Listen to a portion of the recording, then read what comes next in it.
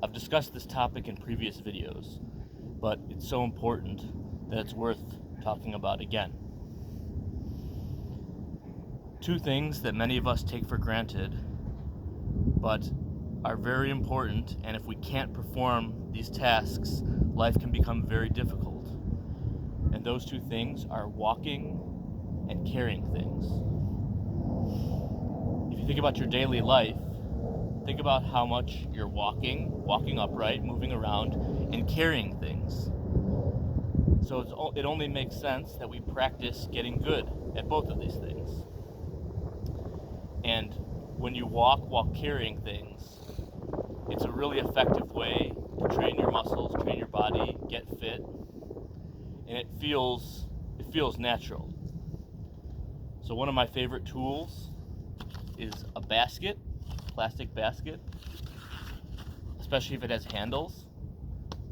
So it's a really good exercise to fill the basket with things. Doesn't have to be very heavy. Just put anything in it.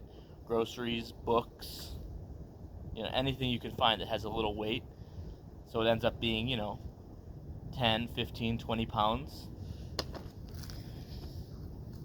And you practice, surprise, surprise, holding it and walking.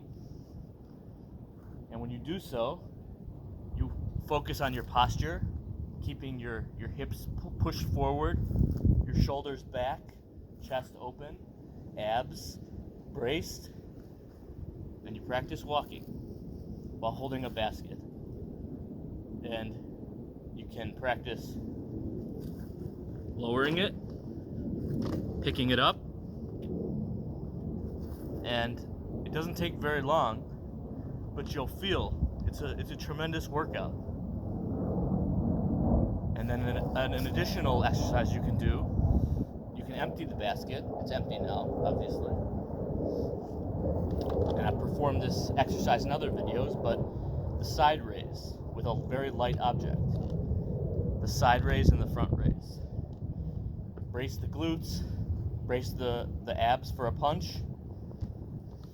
Side raise.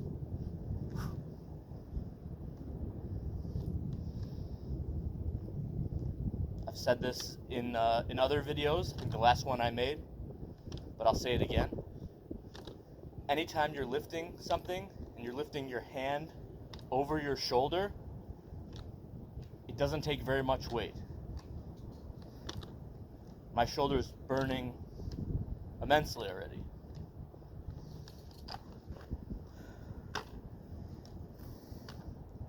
I'm listening to the famous book right now by James Clear, the book Atomic Habits, about the power of making small changes, making small good habits, and having extraordinary results.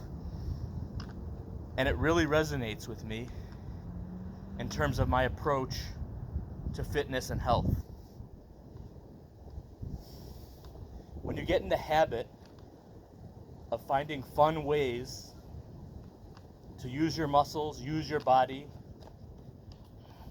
here and there, and a few minutes here, a few minutes there, lift the basket, carry the basket, do some brisk walking, little ways, 1 minute here, 1 minute there. Think about how that adds up. You make it part of your lifestyle. You make it habitual. I was thinking about the word motivation. The word motivation, the root word, motive, so the reason for doing something, and then whatever the A-T-I-O-N, Ation, not sure what that's called, but it means an action. So motivation means the reason for doing something, the action for doing something. Did I mess that up? I'm not sure.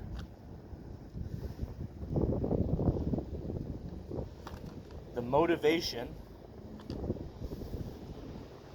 for using your body, using your muscles, being creative, is to live pain-free and be able to be healthy and happy within your body. Because when the body is pain-free and working correctly, It's a joy. So that's the motive. The motive is to feel good in the body and be pain-free and not suffer. Whereas if things are not working well and there's pain and the body can't move, it becomes a tomb. It becomes a tomb of suffering. And